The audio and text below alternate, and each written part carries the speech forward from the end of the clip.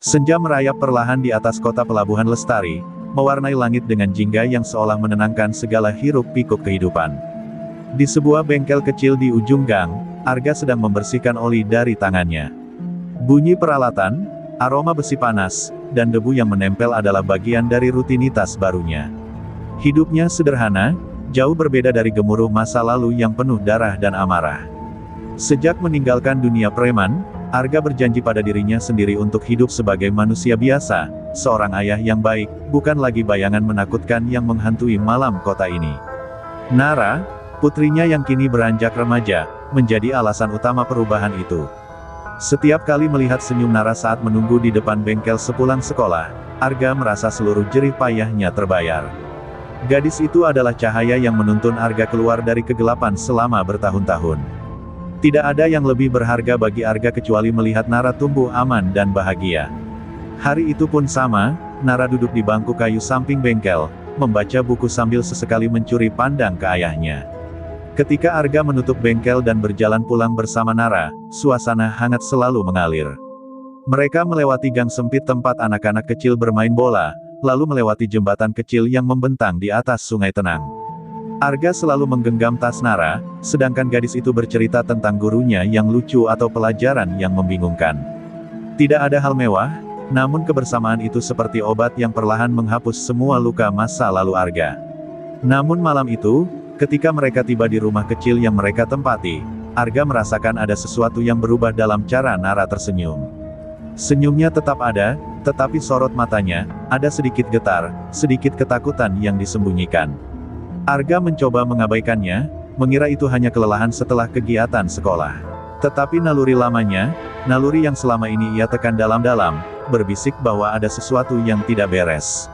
Setelah makan malam sederhana, Nara pamit ke kamar lebih cepat dari biasanya.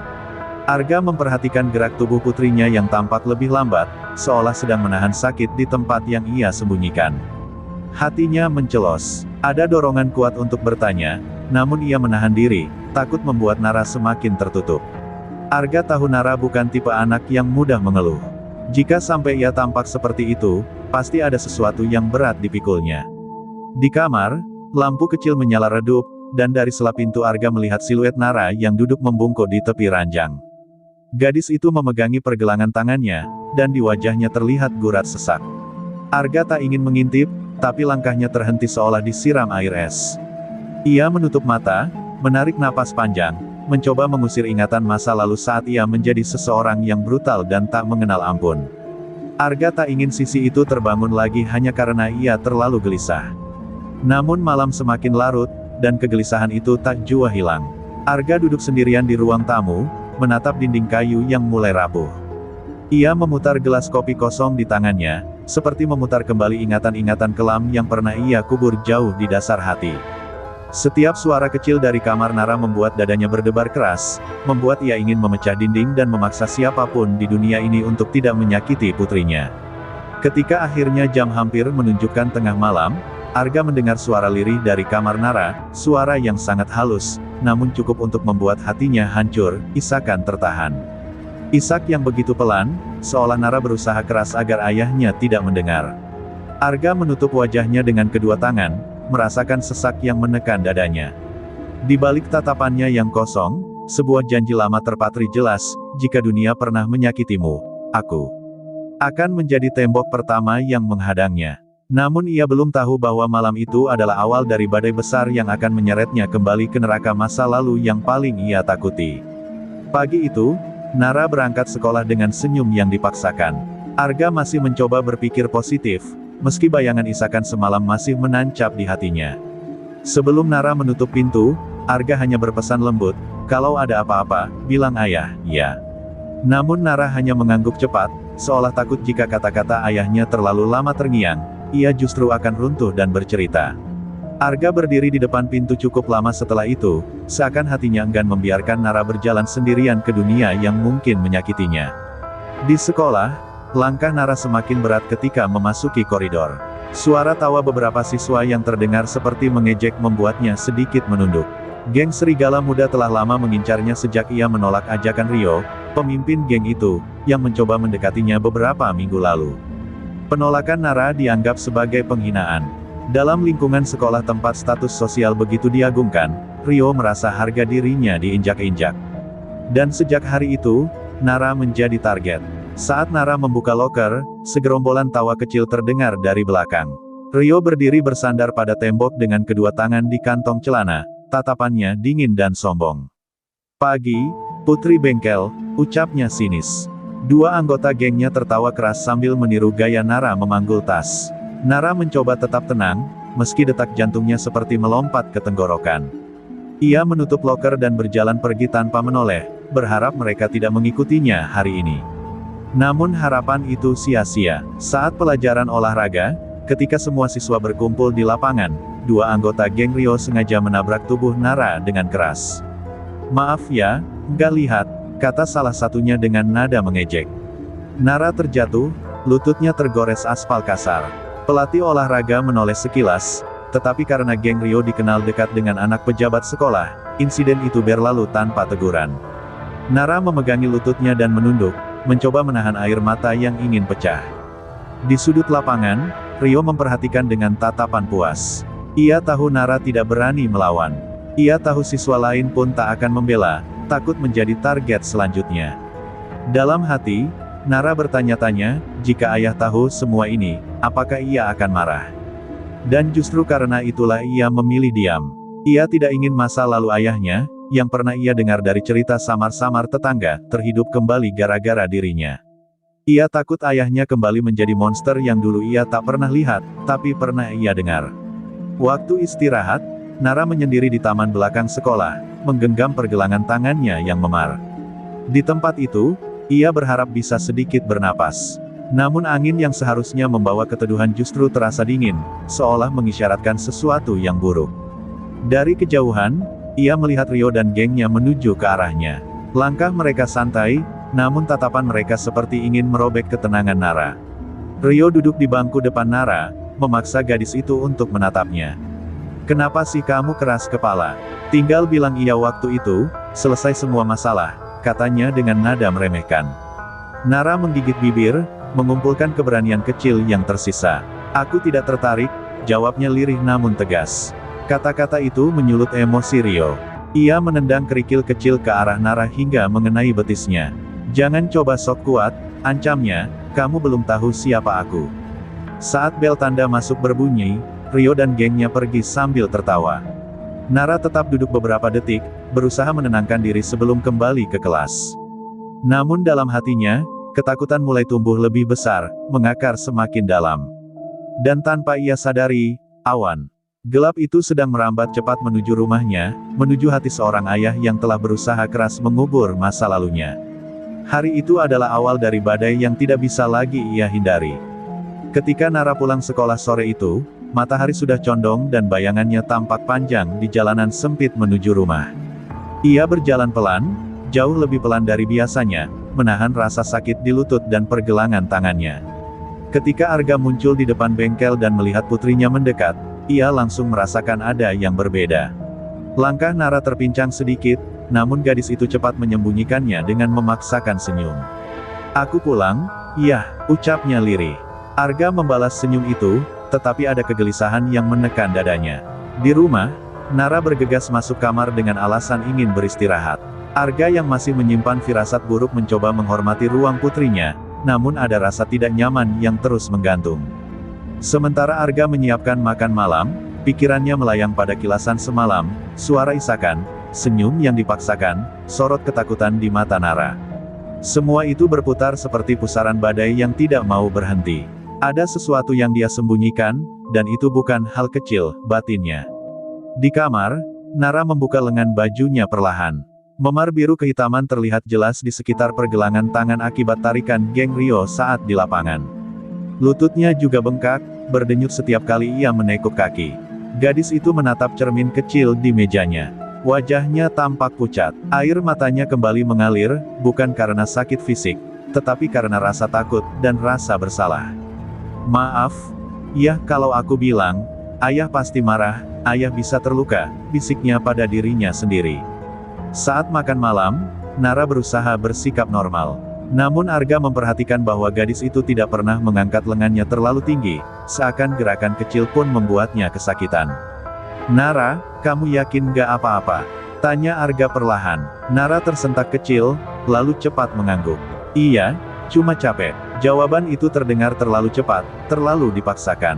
Arga ingin mendesak, tapi ia takut membuat putrinya semakin tertekan. Ia hanya mengangguk, walau dadanya terasa digenggam erat oleh kecemasan. Setelah makan, Nara kembali ke kamar. Arga masih duduk di meja makan yang kini kosong, menatap piring-piring yang belum dicuci. Lampu ruang makan memantulkan bayangan wajahnya, seorang pria yang berusaha keras menjadi lembut, tetapi kerasnya dunia terus mengetuk pintu hatinya. Ia teringat masa lalu, wajah-wajah lawan yang ia buat memar, jeritan orang-orang yang pernah ia kalahkan. Arga menggigit bibir. Ia takut, bukan pada dunia, tetapi pada dirinya sendiri. Ia takut sisi gelap itu bangkit jika ia tahu ada yang menyakiti darah dagingnya. Malam semakin larut, dan udara terasa lebih dingin dari biasanya. Arga berjalan ke depan kamar Nara, hendak memastikan putrinya tidur. Namun ketika ia hendak mengetuk, ia mendengar sesuatu, suara yang ia kenali sangat baik, isakan tertahan. Suara lirih itu menusuk masuk ke jantungnya, memecahkan segala pertahanannya. Ia menempelkan telapak tangan ke pintu, seolah ingin menembusnya, seolah ingin memeluk putrinya tanpa membuatnya takut. "Nara," gumamnya dalam hati, "apa yang sebenarnya terjadi?" Arga mundur perlahan, duduk di kursi ruang tamu sambil memegangi kepala. Pertempuran batin berlangsung sengit dalam dirinya. Naluri lamanya mulai mengetuk, memanggil-manggil, memaksa untuk keluar. Naluri yang berkata, "Cari siapa yang membuat anakmu menangis." Tapi hati kecilnya berkata, "Tunggu. Jangan gegabah. Jangan kembali jadi monster itu." Arga menggenggam tangannya hingga buku-buku jarinya memutih. Pada akhirnya, malam itu berakhir dengan Arga terjaga sampai lampu kamar Nara padam. Namun ketenangan tidak pernah benar-benar datang. Sebab jauh di relung hatinya, Arga tahu sesuatu, ini bukan sekadar masalah sekolah biasa. Ada bahaya yang mengintai, dan sekali saja Nara terjatuh lebih dalam, darah lamanya, darah yang pernah membuat namanya ditakuti, bisa saja bangkit tanpa ampun. Pagi itu, Nara bangun dengan kepala berat dan tubuh yang masih memar di beberapa bagian. Meski rasa takut masih membayang, ia tetap memaksa bangun dan bersiap sekolah. Ia tak ingin membuat Arga curiga, apalagi setelah semalam ia kembali menangis tanpa bisa menahan diri. Saat sarapan, ia hanya berkata pelan bahwa ada tugas kelompok di sekolah sehingga mungkin ia pulang lebih malam. Arga mengangguk, tetapi tatapannya mengikuti setiap gerak Nara dengan cemas yang kian menajam. Ada ketidakwajaran pada senyum putrinya, senyum yang tampak seperti dinding yang hendak runtuh kapan saja. Di sekolah, geng serigala muda tampak sudah menunggunya sejak pagi. Rio berdiri sambil menyandarkan tubuhnya di dekat pintu kelas, seperti predator yang bersabar menunggu mangsanya masuk ke jebakan. Ketika Nara melangkah masuk, Rio menatapnya dengan senyum dingin. "Sore ini, ikut gue," katanya pendek. Nara mencoba mengabaikan, tetapi Rio menangkap pergelangan tangannya, tepat di tempat memarnya berada. Nara menahan rasa sakit yang menyengat tajam, bibirnya bergetar. "Kalau kamu kabur lagi, gue pastikan semua orang bakal tahu video itu," bisik Rio sambil tersenyum miring. Ancaman itu menghantam keras ke dalam hati Nara. Sore itu, ketika sebagian besar siswa sudah pulang, Nara dipaksa mengikuti Rio dan gengnya ke sebuah gudang kosong di belakang sekolah, tempat yang jarang dilalui orang, sunyi, dan penuh bayang-bayang gelap. Saat pintu besi tua itu ditutup dari dalam, Nara merasa seperti seluruh dunia menutup dirinya dalam kegelapan. Rio menatapnya dengan mata yang dipenuhi dendam dan ego terluka. "Kamu pikir kamu bisa menolak gue di depan orang banyak?" Rio mendekat, tangannya terulur untuk menarik rambut Nara. "Hari ini, kamu bayar semuanya." Nara berusaha melawan meski tubuhnya gemetar hebat. Ia menepis tangan Rio, mencoba berlari menuju pintu, tetapi dua anggota geng langsung menahan dan mendorongnya ke tanah. Tubuhnya membentur lantai keras, membuat napasnya terhenti sesaat. Rio menendang buku-buku yang berserakan, kemudian meraih ponselnya. "Rekam," ujarnya dingin pada salah satu temannya. "Gue mau dia tahu dia salah nolak gue." Nara menjerit dan berusaha menutup wajahnya, tetapi geng itu semakin brutal, menyeret, menahan, memukul, merusak bukan hanya tubuh, tapi juga harga diri dan jiwanya. Hari mulai gelap ketika salah satu petugas kebersihan sekolah mendengar suara benda jatuh dari gudang itu. Dengan hati-hati, ia mendekati pintu dan perlahan membukanya. Pemandangan yang ia lihat membuatnya terpekik ngeri. Nara tergeletak tak sadarkan diri, tubuhnya penuh luka dan sobekan pakaian. Geng serigala muda sudah kabur beberapa menit sebelumnya, meninggalkan Nara begitu saja. Tanpa pikir panjang, petugas itu langsung menghubungi ambulans. Sirene meraung menembus keheningan sore, membawa gadis itu menuju rumah sakit dalam kondisi kritis. Arga yang saat itu sedang merapikan bengkel menerima telepon dari nomor tak dikenal. Suara di seberang begitu panik dan tergesa-gesa.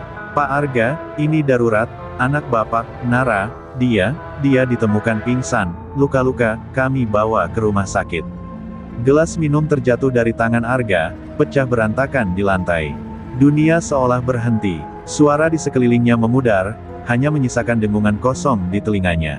Arga merasa lututnya melemah, namun ia memaksa diri berlari keluar bengkel tanpa sempat mengunci pintu.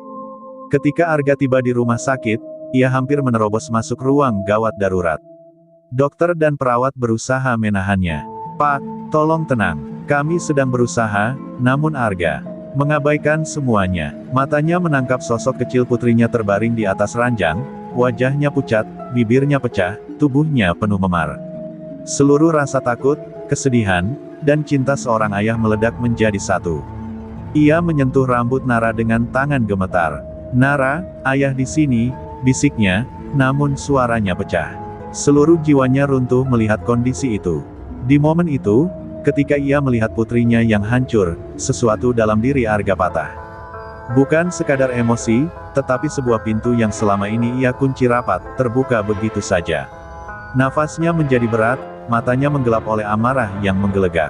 Darah lamanya, darah preman yang pernah ditakuti banyak orang, mulai bangkit dari tidur panjangnya. Dan tak ada yang bisa menghentikannya. Arga duduk di kursi tunggu rumah sakit dengan kedua tangan berlumur darah, bukan darah orang lain, tapi darah dari piring kaca yang tadi tanpa sadar ia genggam terlalu keras hingga pecah. Namun ia bahkan tidak merasakan sakitnya. Satu-satunya yang dirasakannya adalah bara yang membakar dada, perasaan sesak yang tak bisa ia bendung. Setiap kali pintu ruang gawat darurat sedikit terbuka, ia bisa melihat sekilas tubuh putrinya yang penuh luka.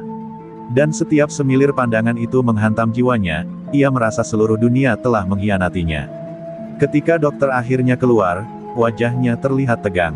"Pak Arga, putri Anda mengalami luka signifikan. Ada memar parah di lengan, kaki, dan bagian tubuh lainnya. Beberapa sobekan kulit perlu dijahit.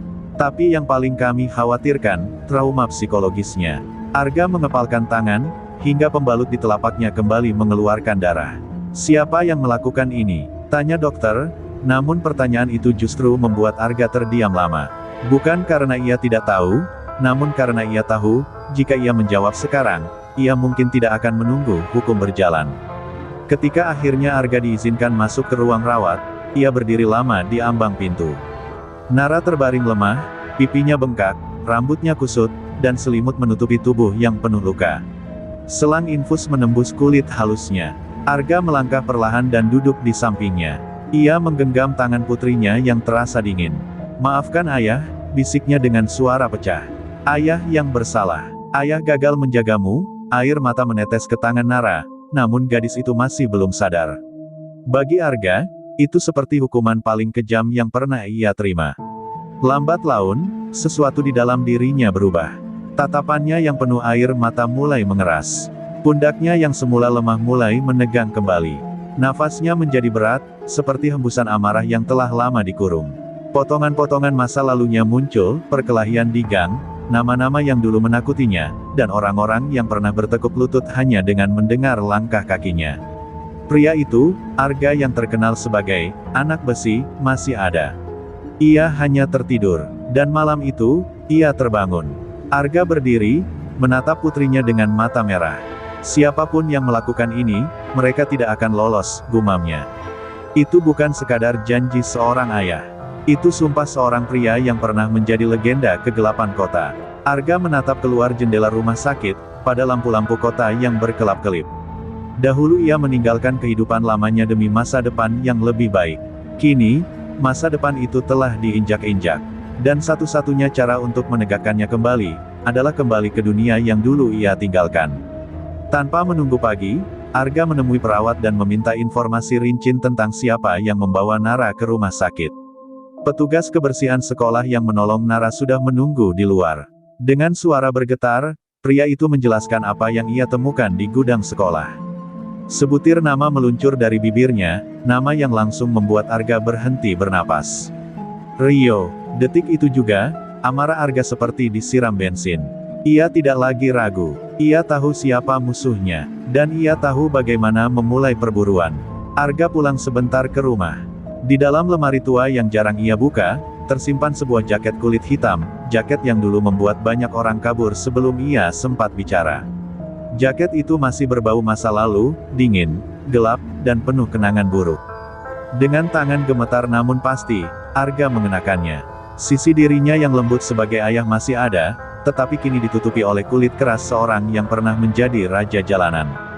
Ketika ia menutup resleting, seolah seluruh diri lamanya menyatu kembali. Malam itu, ketika kota mulai sunyi dan lampu-lampu jalan meredup, seorang pria berjalan keluar dari rumah kecil di gang sempit. Langkahnya tenang, namun setiap gerakannya membawa ancaman. Orang-orang yang mengenalnya dari masa lalu mungkin tidak akan percaya, bahwa, anak besi, telah bangkit kembali. Namun dunia akan segera mengetahuinya. Arga menengadah ke langit gelap dan berbisik lirih, "Tunggu, nak, ayah akan membuat mereka membayar semuanya." Langkah Arga malam itu tidak hanya membawa dirinya kembali ke dunia kelam, tetapi juga membangunkan kembali bisik-bisik lama yang pernah tenggelam. Di sepanjang gang, beberapa wajah lama muncul dari balik pintu dan jendela. Mereka mengenali siluet jaket kulit itu, jaket yang dulu menjadi tanda bahaya. Bisikan mulai terdengar, "Anak besi balik lagi." Arga tidak peduli. Dunia boleh bergetar, asalkan ia menemukan siapapun yang telah menghancurkan putrinya. Ia menuju kawasan pelabuhan, tempat para preman berkumpul dan gosip kotor bertukar lebih cepat dari angin malam. Di sebuah warung kopi kumuh, Arga menemukan orang pertama yang ia cari, Dobby, mantan informan jalanan yang dulu sering menjadi mata dan telinganya. Dobby yang sedang asyik merokok langsung pucat ketika melihat Arga melangkah masuk. Gila, lu udah mati apa gimana, ga? Kok nongol lagi?" Arga duduk tanpa bicara, tatapannya mengiris seperti bilah tajam. "Gue nyari bocah-bocah sekolah yang nyebut dirinya serigala muda." Suara Arga rendah, namun mengandung ancaman yang membuat Dobby menelan ludah keras-keras. "Jangan bilang, mereka," Dobby tak berani melanjutkan, tapi tatapannya pada luka di tangan Arga sudah cukup menjelaskan bahwa ia paham. Setelah sedikit didesak, tanpa kekerasan, namun dengan tatapan yang nyaris lebih mengerikan dari pukulan, Dobby akhirnya buka mulut. "Mereka nongkrong di gudang bekas pertokoan, yang dekat jalan layang. Tapi ketua mereka, Rio, dia nggak sembarangan. Dia punya backing gede dari bokapnya, Reza Mahardika. Orang itu berbahaya, ga? Sangat berbahaya." Arga tidak merespons, hanya memandang kosong ke arah gelas kopinya. Nama Reza Mahardika bukan nama asing, ia adalah salah satu musuh yang dulu bahkan tidak berani disentuh Arga karena hubungannya yang kuat dengan pejabat dan kriminal kelas atas. Arga bangkit tanpa berkata apa-apa. Dobby gemetar. "Ga, lu nggak mungkin hadapin mereka sendirian. Itu bukan kayak lawan-lawan lu dulu." Arga menoleh sebentar, dan untuk pertama kalinya malam itu, matanya menunjukkan sesuatu, bukan amarah, tetapi keterlukaan yang begitu dalam. "Mereka hancurin anak gue, Dok." Suara itu pecah. Dan itu cukup membuat siapapun mengerti bahwa tidak ada tembok manapun yang bisa menghentikan Arga saat ini. Dari warung itu, Arga menuju lokasi yang disebutkan, gudang tua yang hampir runtuh. Lampu neon berkedip di pintu masuknya. Suara musik keras dari speaker murah bergema keluar. Dari balik jendela pecah, ia melihat 4 anak muda sedang tertawa keras sambil minum. Mereka anggota serigala muda selain Rio. Arga berdiri sejenak, menarik napas panjang. Bukan karena takut, tetapi untuk menahan sisi tergelap dalam dirinya agar tidak langsung membunuh.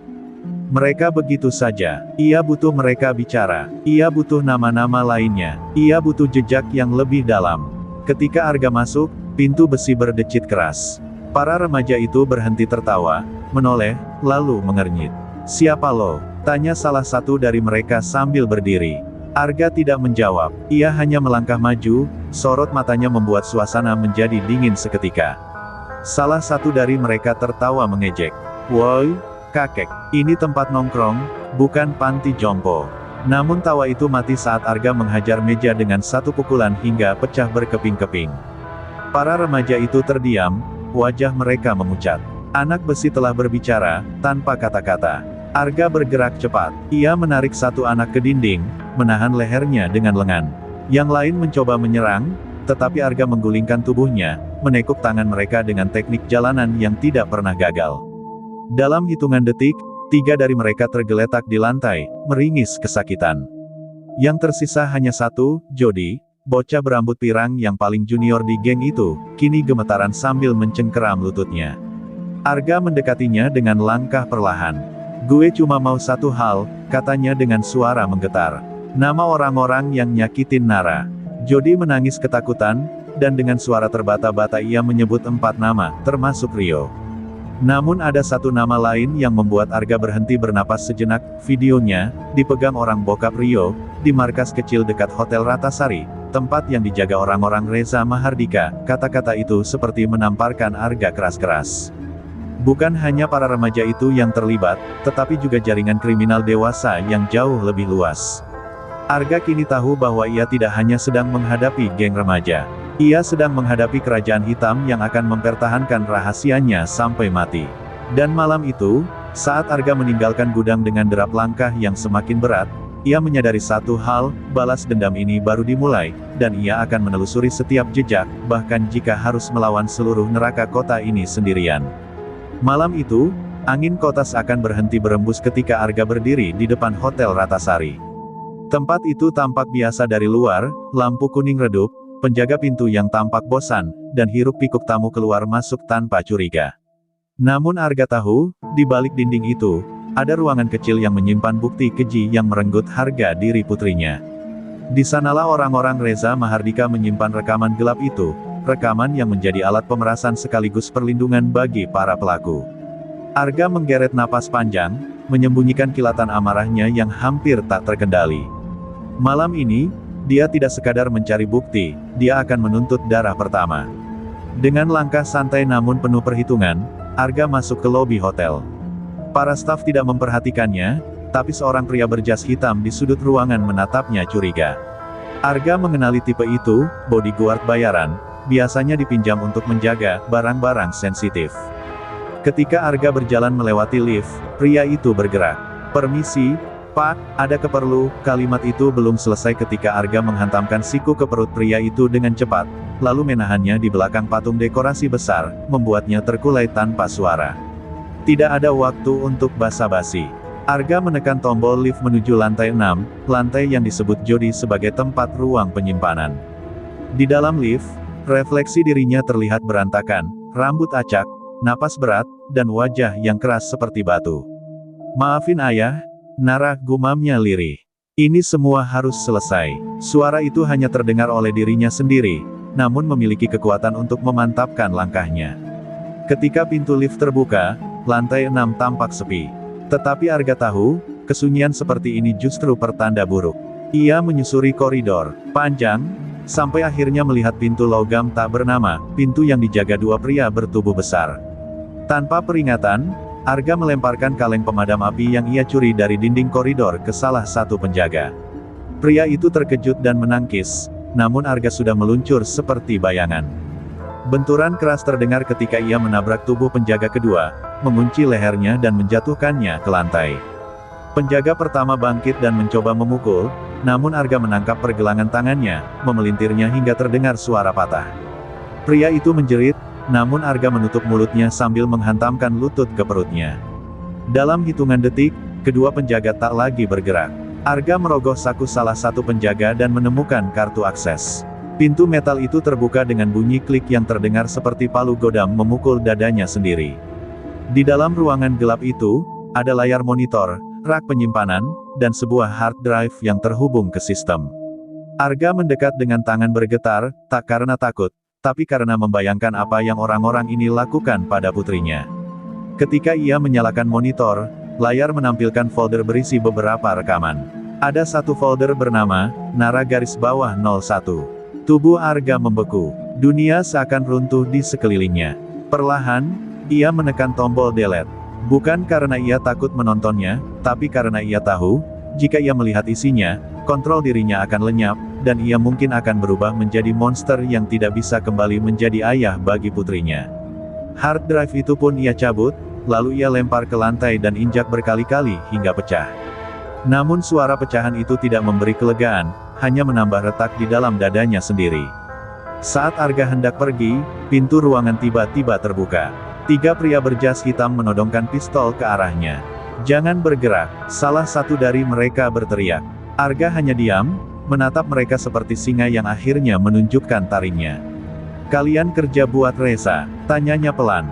Pria itu tampak ragu, tapi senjatanya tetap terarah. "Lu baru aja bikin masalah besar." Arga mengangguk pelan, lalu tersenyum, senyuman dingin yang membuat ketiga pria itu goyah. "Masalah besar baru aja mulai." Dalam gerakan cepat, Arga meraih fire extinguisher di dinding, menarik pinnya, dan menyemburkan asap putih pekat ke wajah mereka. Dalam kekacauan itu, Arga menghajar mereka satu persatu, mematahkan lengan, menendang lutut, menghantam wajah, tepat, cepat, brutal. Setelah semuanya tumbang, Arga berdiri kembali dengan napas tersengal, tetapi matanya penuh kobaran yang sama sekali belum padam. Malam itu, untuk pertama kalinya sejak tragedi yang menimpa putrinya, Arga merasakan sesuatu yang berbeda, bukan lega, bukan puas, melainkan ketenangan dingin yang hanya dimiliki oleh seseorang yang sudah memulai perang dan tahu ia tidak akan berhenti sampai musuhnya habis. Dan di koridor hotel yang lengang itu, Arga berbisik pada dirinya sendiri, "Rio, Reza, kalian berikutnya." Langkah Arga terhuyung ketika ia keluar dari Hotel Ratasari. Lampu-lampu kota yang biasanya tampak biasa saja kini seperti ular-ular cahaya yang menari di pinggir pandangannya. Adrenalin yang sejak tadi memompa tubuhnya perlahan mulai surut, menyisakan rasa sakit di rusuk yang dipukul, kepala yang berdenyut, dan luka-luka kecil yang merembeskan darah. Namun rasa sakit itu tidak sebanding dengan beban yang menghantam dadanya. Nama Rio terus bergema di dalam kepalanya. Nama bocah yang menghancurkan hidup putrinya, dan yang saat ini terlindungi oleh dunia gelap ayahnya. Arga menarik napas panjang, mencoba menenangkan emosi yang menggelegak. Tapi semakin ia mencoba meredakannya, semakin besar kobaran amarah di dalam dirinya. Di bawah cahaya remang sebuah halte tua, Arga duduk sebentar. Hujan mulai turun tipis, menetes di rambut dan wajahnya. Setetes demi setetes jatuh di lantai, bercampur dengan darah yang menetes dari luka di sikunya. Dalam hening itu, ia mengingat wajah Nara tergeletak tidak berdaya di ranjang rumah sakit. Suara dokter yang menjelaskan luka-lukanya. Dan tatapan hampa yang dulu penuh tawa. Dadanya sesak. "Nara," gumamnya, suara nyaris pecah. "Ayah nggak akan biarin mereka hidup tenang." Dingin malam tidak mampu memadamkan bara dalam hatinya. Di saat Arga hendak bangkit kembali, sebuah motor berhenti di depan halte. Pengemudinya, seorang pria berusia sekitar 40-an dengan jaket lusuh dan tatapan curiga, mengamati wajah Arga dari balik helm setengahnya. "Anak besi," suaranya pelan, tapi penuh keterkejutan. Arga mendongak, dan kilasan masa lalu langsung muncul.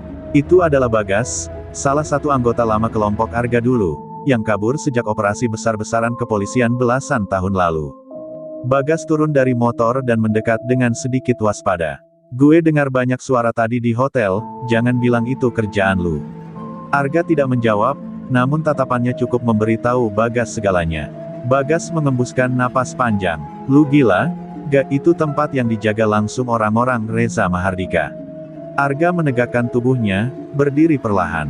"Reza udah masuk daftar gue," ucap Arga lirih namun penuh kekuatan.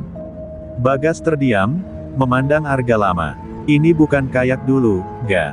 Reza punya jaringan, punya uang, punya polisi yang dia bayar. Lu sendirian gak akan cukup."